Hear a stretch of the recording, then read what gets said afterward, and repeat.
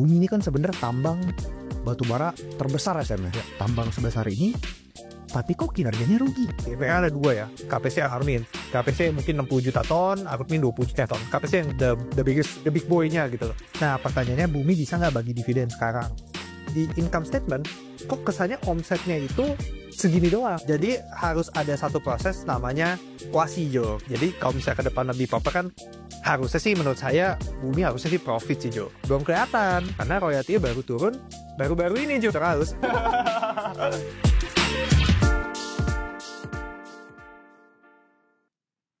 Untuk pertama kalinya, Think akan open house dan adain 30 days investment program with Think. Apa aja sih yang kalian bakal dapetin di program ini? Yang pertama ada kurikulum, yaitu modul pembelajaran investasi dari A sampai Z sesuai dengan framework Think.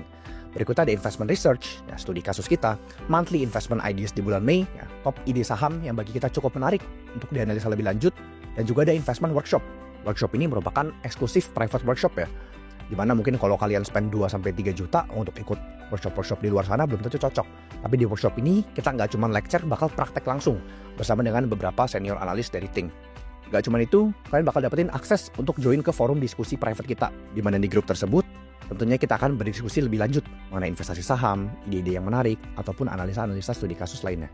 So pastiin, join sekarang. Soal see you in 30 days investment program. Halo teman-teman, welcome to Chatting. Nah di video kali ini sama Pak Samuel lagi ya Yusul, kita ingin bahas saham sejuta umat pada masanya saya. Oke, nah, itu nggak lain lagi saham masa 2008. Itu ada saham bumi. Oh, kayak Naruto. Bukan, betul lewat dari 20. Oke. Soal bumi ini sebenarnya lagi banyak rame banget dibicarain Sam. Mungkin orang-orang teman-teman yang pada suka kulik laporan keuangan pasti pada ngeh nih. Bumi ini kan sebenarnya tambang batu bara terbesar ya Sam ya. One of the largest. Produksinya berapa ya? Berapa juta ya? Above 80 ya. Above 80 ya. Besar sekali ya. 80 juta ton. 80 juta ton ya per tahun, itu besar sekali. Mungkin sebagai gambaran ITMG aja mungkin cuma 20 juta biasanya. Itu besar. Jadi size-nya itu 4 kali lebih besar daripada ITMG, biar teman-teman dapat gambaran. Nah tapi here comes the $1 million question Sam. Yang orang pada penasaran. Tambang sebesar ini Sam, tambang sebesar ini, tapi kok kinerjanya rugi? Nah mungkin boleh ceritain nggak? Ada beberapa poin, mungkin kita spill 3 ya. 2 poin deh Sam, 2 poin aja deh.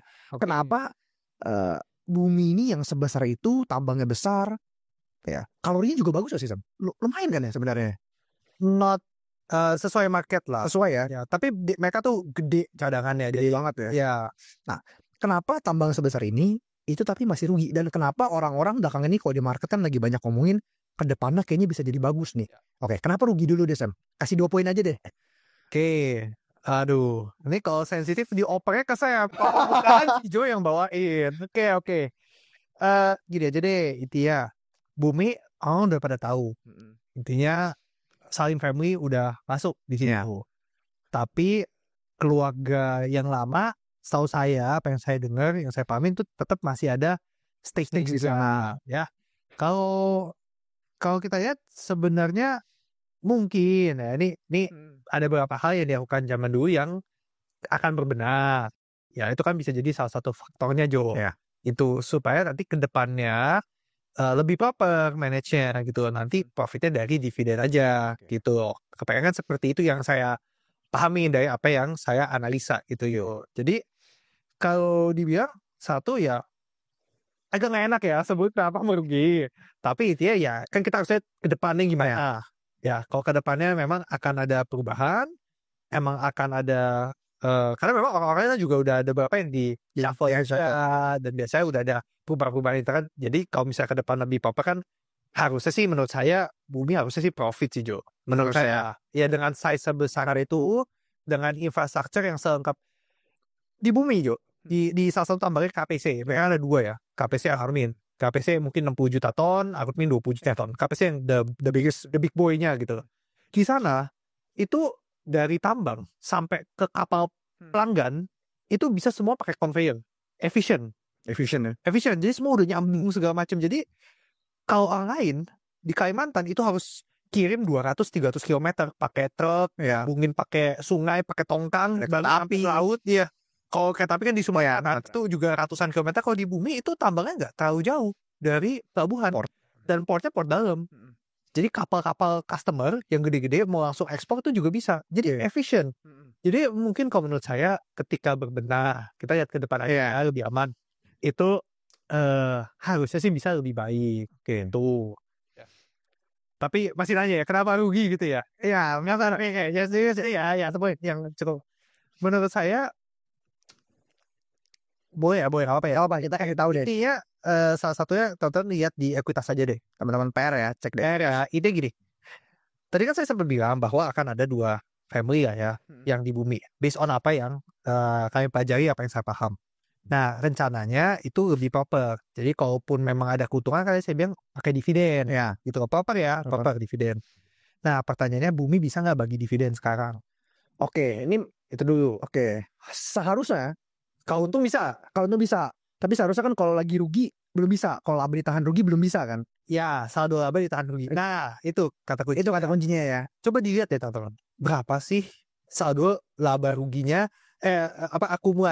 Akumulasi keuntungan selama ini di bumi. Nah, teman-teman bisa cek ke situ tuh.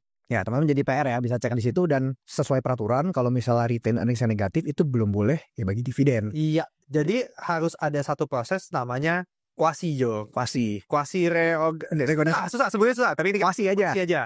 Ya itu simple untuk teman-teman yang memang tidak di keuangan tapi hobi saham ya, memang into saham ya, intinya saldo defisitnya tadi perlu diperbaiki. Ya caranya dengan kuasi tadi. Tapi kuasi juga ada beberapa syarat Jo. Dari requirement-nya berarti ya Ada saya. requirement-nya yang ada kaitannya juga sama Profit. Oke, mungkin cukup di situ ya. Cukup di situ ya? Cukup di situ. Oke. Jadi teman-teman bisa pelajari lebih dalam. Intinya udah di spill nih. Terlalu baik nih kita spill.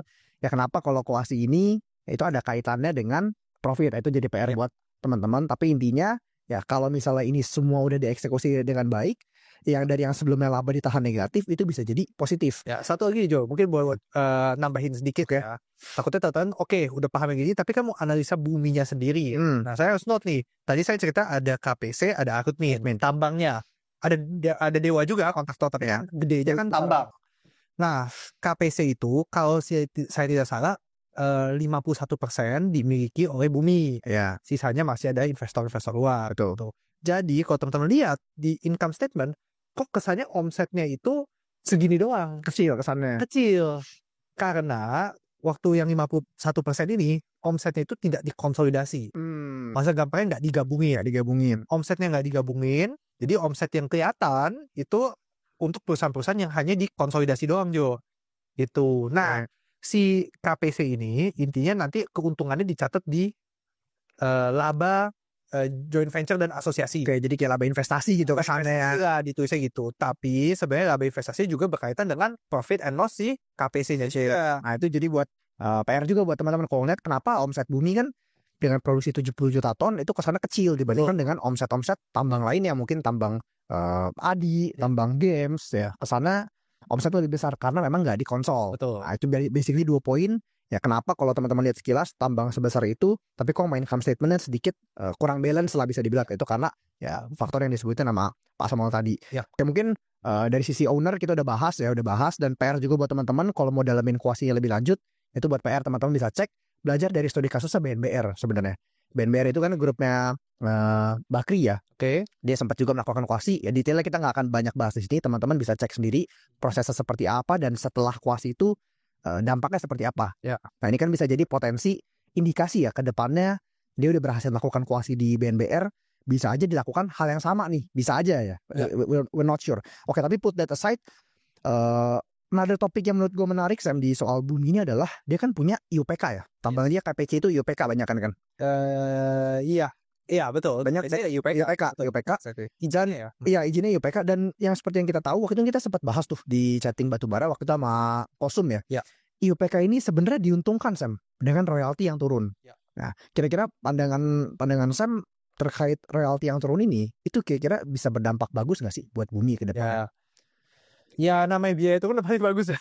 Biaya turun masih bagus. Ya simpel gini lah. Kalau selama ini jualan katakanlah 100 gitu ya.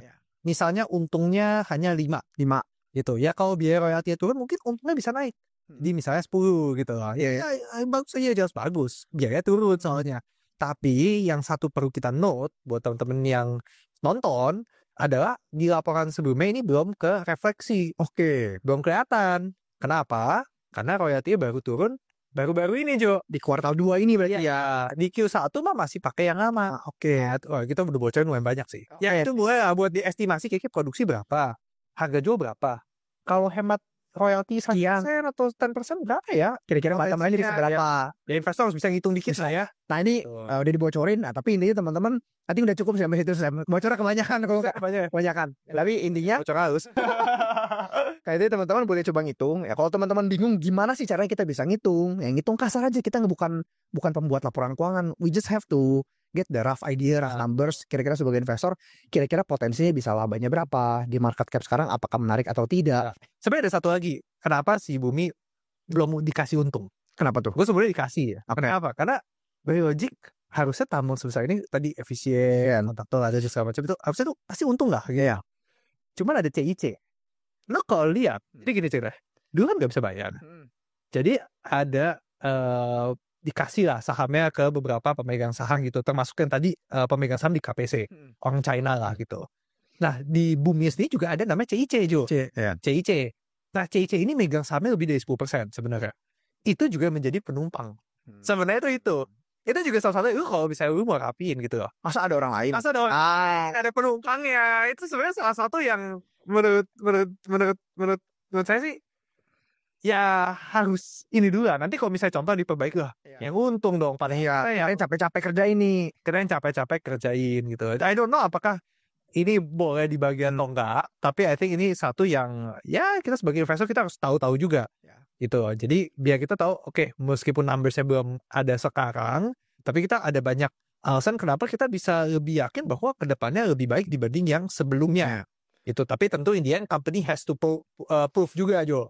Oke, benar-benar di ini. Jadi sebenarnya mirip sama yang seperti tadi di video sebelumnya ya. Mungkin kalau teman-teman belum nonton, intinya kan owner udah mulai ada perubahan. Dan dari sisi fundamental, royalti juga mulai turun nih. Betul. Nah, jadi udah mulai 2 checklist. Wah, I think udah cukup nih Sam. Udah banyak banget yang di-spill nih. Udah. Ya teman-teman kalau mau tahu lebih dalam ya mengenai dampak royalti dan laporan keuangan kuartal 2 kan belum pada rilis nih. Jadi basically banyak perusahaan tambang batu bara itu belum kelihatan dampak royalti seberapa signifikan. Ya, mereka untungnya bisa jadi berapa.